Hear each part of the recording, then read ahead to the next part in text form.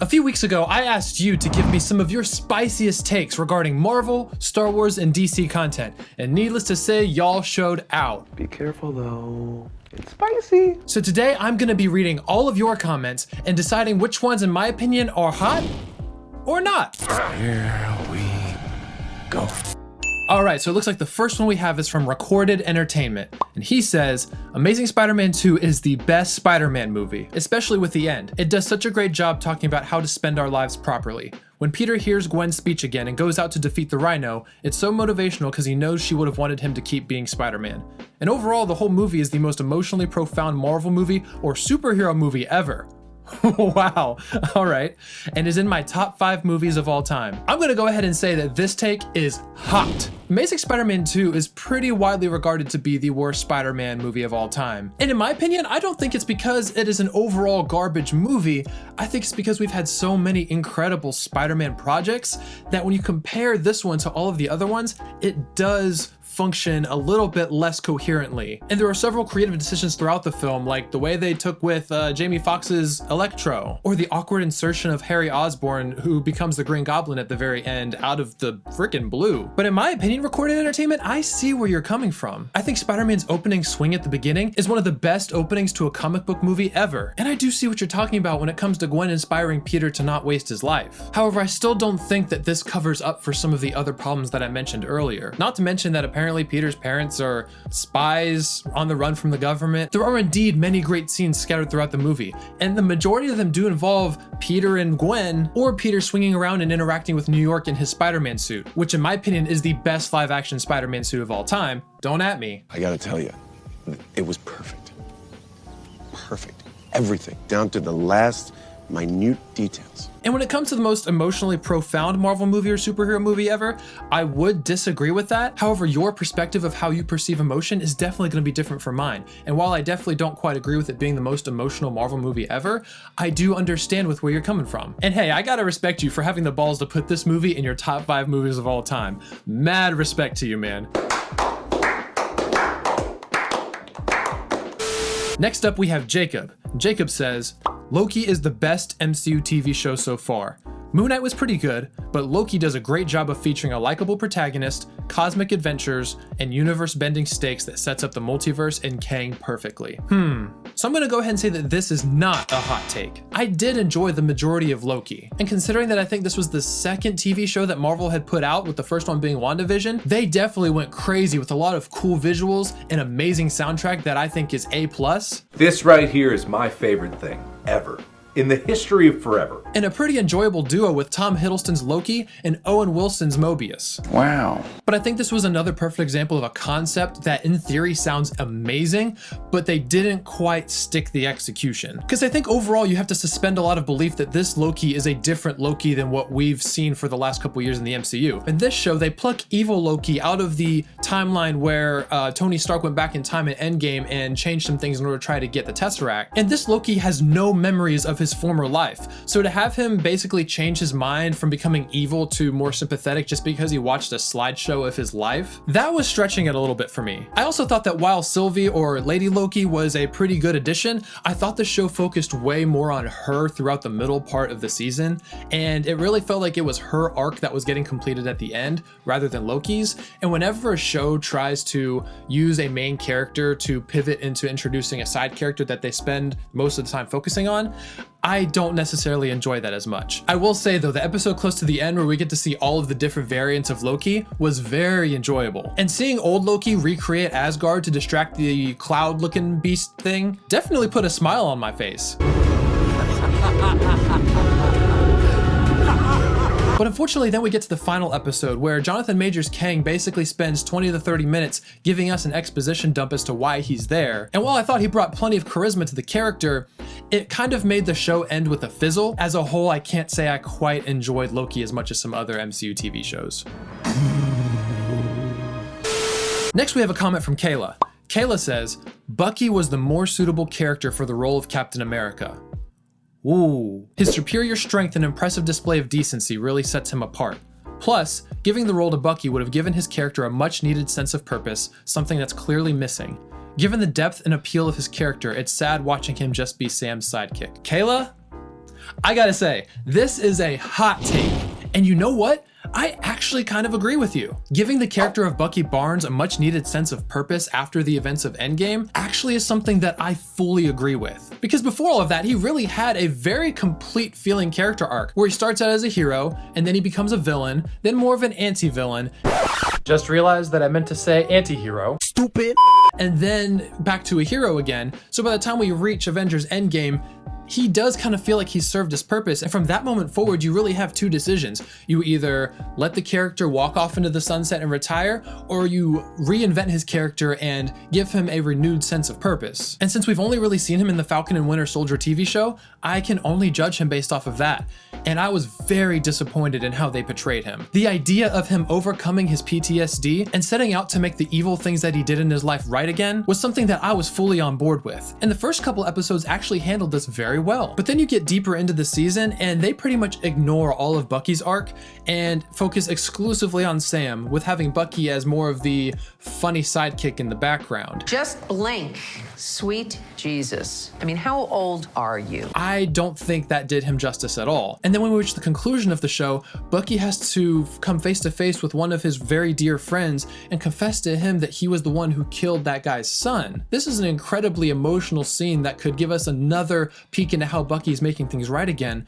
But the scene is barely 10 to 15 seconds. And the fact that they don't linger on any of it, and it seems like they're just trying to check the box to get it over with, continued to solidify the downfall of Bucky's character in my eyes. My disappointment is immeasurable, and my day is ruined. Now, when it comes to his role as Captain America, I actually did agree early on with Steve giving the shield to Sam. Because at that point, Bucky was still kind of a war criminal, but also on top of that, the idea of Captain America is just like Spider-Man. It's not about what race you are, how old you are, and I thought that Sam was, out of anyone who was going to be qualified to be Captain America, I thought Sam was pure of heart. However, looking back at all of that now in modern day, I do believe that because they mismanaged the character of Bucky, Sam receiving the shield was a further detriment to the character of Bucky because they chose not to do anything with him.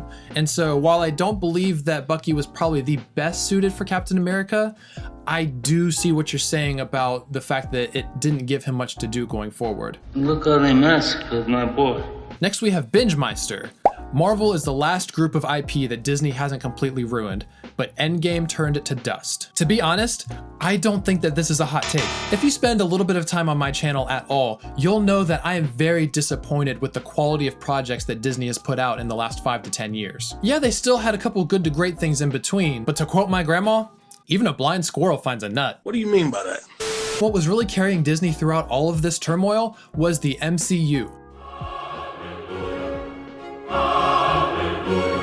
Because the MCU has been a money printing machine since all the way back in 2008. Other studios tried several times and failed to match the consistent quality of Marvel's output. And after hit after hit after hit after hit, with a couple of duds here and there, we reach Endgame, and I think a lot of fans, myself included, was like, this is the end. This feels right. This is the accumulation of 15 years of Marvel movies. Maybe it's time for the MCU to rest a little bit and maybe retool for, 5 years down the road. But then Disney hit us with the announcement they're not only going to be increasing the amount of movies they put out, but they're also adding in TV shows. This was definitely concerning because Marvel is at their best when they're able to take the time to make quality projects, but trying to spread themselves way too thin was going to lead to a lot of things slipping through the cracks. And I think finally, now that we've gotten to phase 5, something is happening that has never happened before in the Disney era of the MCU. The money is talking. Hello, I like money. Marvel is starting to actually lose money on some of their projects recently. But yeah, Bingemeister, I definitely would agree with you that the MCU post-Endgame is not what we remember it to be. Next up, we have Ethan. Scarlet Witch is so fine. Is that Mommy Wanda? Wow. Oh, you meant hottest take. Don't got one. We have been hoodwinked, bamboozled, led astray, run amok. All I gotta say is thank you for your contributions to this episode. Kyle says, I think Hollywood is going off the rails with their content lately. I mean, the last Marvel movie I thought was even slightly good was Endgame. Black Widow was enjoyable because it was something different, but ultimately fell flat. Yeah, I would say Black Widow as a whole just sucked, but that's my opinion. I mean, you're not wrong, but you didn't have to say it. The shows and the movies since then have been below subpar, and it's hard for me to see the passion in their work anymore. Maybe I'm just not looking hard enough? It seems like they decided to change their target audience in order to make more money, which is smart, but they left fans like me in the dust. The same thing happened with Star Wars. Disney buying those other studios really put a huge downgrade on the quality of the content in my opinion. But it wasn't my standards or interests that changed. I suppose it was the change in management. I will give an exception to the Spider-Man movies. Those were fire. Sony really doing a good job. So I already covered the majority of this content in my response to BingeMeister. However, you're right about Disney buying up all of these IPs. When Disney first acquired the MCU, all fans could think of is imagine what they could produce with Disney level budgets. They had hundreds of millions of dollars they could supply to get these movies well funded, which meant better production value, better script writers, all of these things, and we benefited from that for years. So yeah, MCU fans were eating good. But you're right, from a casual fan's perspective, it really seems like they just got lazy because the money hasn't gone away. They still have billions and billions of dollars that they could use. However, they've gone more and more down the road of trying to save as much as they can while not realizing that at the very heart of their problems is the lack of quality. Because fans aren't going to want to tune in week to week for a show that they don't care about after the first episode. Fans aren't going to go to the theater to watch the next Marvel movie when everyone online is already talking about how terrible it is. Then they go try to see for themselves and find out it's a disappointment. And yeah, in phase 4, you had MCU fans like me screaming out, no, this is terrible. Whatever decision you guys were trying to go to take a different route than what we're used to, it's not working. Stop it. Get some help. It didn't seem like they were listening to us at all. And to make the fans feel like they have no voice is not a great look. And I'm really disappointed in the fact that the MCU has fallen as far as it has. It's still salvageable, however, and I do have hope for the future, but it really sounds like they're going to need to go back to the drawing board and get back to what made the MCU feel so good. Darth Revan says, Rebels is more enjoyable to me than the Clone Wars. Oh boy, this one's gonna be fun. The Clone Wars did a lot of things better, but the overall vibe of Rebels is just more my style. Plus, the stakes felt higher in Rebels since we didn't know the fate of any of the main characters. Also, a second hot take. The original Thrawn trilogy is overrated. It may have kicked off the Star Wars expanded universe, but I have read better Star Wars books. Plus, continuity-wise, it didn't age very well. There were a lot of assumptions made about the Old Republic and the Clone Wars, and the prequel trilogy overrode those assumptions. Whew, Darth Revan coming in hot today. Whoa! So as for Rebels being more enjoyable than Clone Wars, that is a hot take. That is the hottest of all hottest takes. In my eyes, I think the Clone Wars is some of the best Star Wars to have ever Star Warsed, other than counting the first 6 movies. Another happy landing. Maybe it's because I grew up on the Clone Wars and I played the DS game, I played the Wii game. I was obsessed with tuning in and watching the episodes every week. And even now as a mid-20-year-old, if I have nothing to do, I have no problem popping on some of the later seasons of the Clone Wars, kick my feet back and just relax. Now, I'm also not crapping on Rebels as a whole. I do believe that just like the Clone Wars, it took the first season or 2 for them to really get their footing, but when they were rolling, everything was going good. I think both of the decisions to include Thrawn and Ahsoka were a great way of including both legacy characters and characters that we remember from the Clone Wars and giving us some familiar faces in a sea of characters that we just met. Anakin Skywalker was weak. I destroyed him. Then I will avenge his death. Revenge is not the Jedi way. I am no Jedi. Yeah, baby! That's what I've been waiting for. That's what it's all about. Because you're right, we don't know the fate of most of the main characters because they had been created for the show. Anytime that a major IP can introduce characters that we are not familiar with and make us care about them is a win. Now, unfortunately, regarding your second take, I don't have much of an opinion on the original Thrawn trilogy because I think I read the first book, but it's been so long, and in order not to provide any false information or speaking my mind on something I'm not too comfortable with, I'll go ahead and say that it's a hot take, mostly because a lot of people hold the Thrawn trilogy as A+ level media, especially when you go on Twitter and search it up. You'll see a lot of people in defense of it. Considering you had those books and the inclusion of Thrawn in Rebels, it definitely makes sense why Dave Filoni's going to be having him as the main villain in the Ahsoka TV show. But yeah, to just be honest, the majority of the Thrawn that I've experienced is the Thrawn that we see in Rebels. But if there's anyone out there who's watching this and has read the original Thrawn books, comment down below what you thought of them, and maybe you can provide some kind of perspective that I may not be able to bring to the table. And lastly, we have Michael, who says,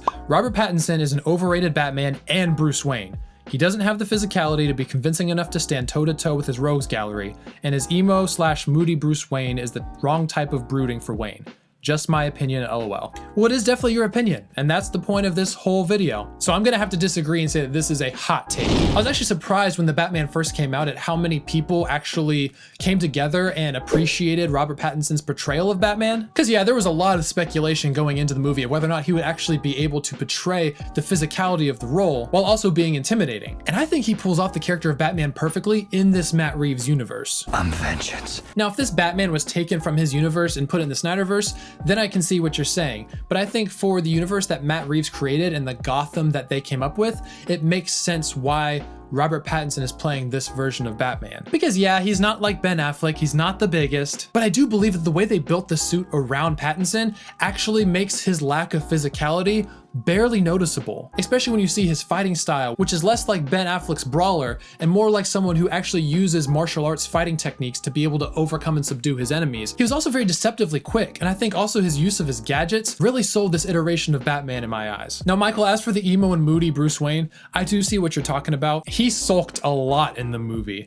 And I think after a while, kind of seeing him with his hair over his face, feeling like he was in some sort of 2003 emo pop punk music video. Because tonight will be the night that I will fall for you over again. It definitely wasn't the most interesting, but because I think this is supposed to be a trilogy, I'm okay with us starting out with this form of Bruce Wayne if this means we're going to get a more self-assured and realized Bruce Wayne in the second movie. Because that's the whole point of having a character arc, right? Is you start out a certain way, maybe you're not even a likable character in the first movie, but if that character can experience growth leading into the second movie, and by the end of that one have more of resemblance to the character that we know and love, I'm okay with that. And considering that Bruce Wayne as Batman learned a lot of core lessons at the end of the first movie with what it means to be a true protector for Gotham, I am very much excited to see what the future has for Bruce Wayne as he continues to hopefully learn from his actions and his moodiness and his decisions in the past. And with that, I think that about wraps it up. Again, I want to issue a very heartfelt thank you to everyone who participated on my community posts,